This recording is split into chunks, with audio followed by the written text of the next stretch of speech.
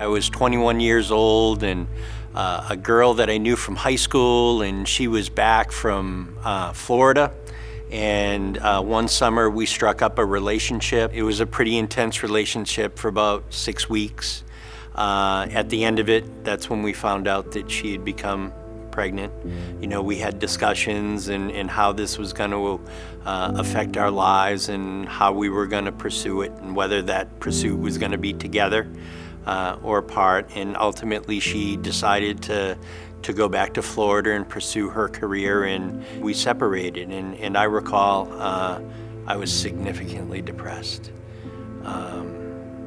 The most depressed I've ever been. I loved this woman and I wanted to have the child with this woman, and I knew that, you know, as much as I could, I was going to provide for her and the baby. After our relationship broke apart and there was the abortion in our lives, you know, I was on a self-destructive mindset, and I had a huge hole in my heart that I couldn't fill. And then ultimately getting into other bad relationships because of that, just seeking and yearning, trying to fill that void that was in my life.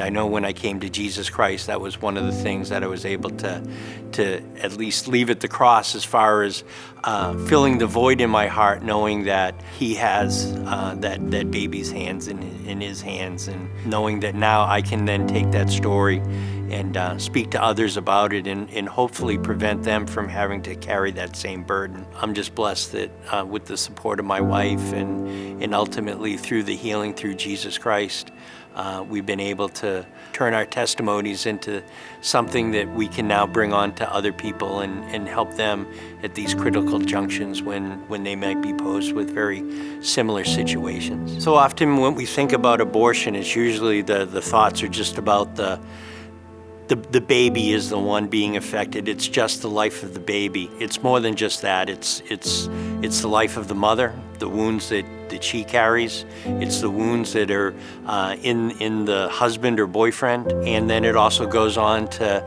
the lineage of all those others that will come either alongside or after, that directly or indirectly won't be able to interact with that child that wasn't brought forth. For that young man that might be on the precipice of wondering what to do, do I follow the desires of my own heart or the desires of the young lady that I'm with? Pray to Jesus, inquire from Him what He would have for you. Because I can tell you now that the pains of the struggle of carrying that burden for your whole life, for yourself, for your girlfriend, or for that other young lady that might be in your life, is going to be far more detrimental than what it is that you'll need to give up in order to bring forth that life. I would just like to encourage anybody that there are so many opportunities out there for help. It could be CareNet or some other similar organization that is rooted and founded in the love of God, that want to make sure that not only your child, but again, yourself and your significant other are able to prosper in this world and not carry the baggage associated with these decisions that we make at the worst possible time. Take a step back, look at what the other alternatives are, and then again pray to God to have Him provide you what the proper footing should be in these situations. Go in it in all humility and with an open heart, and just allow the Lord to work on your heart.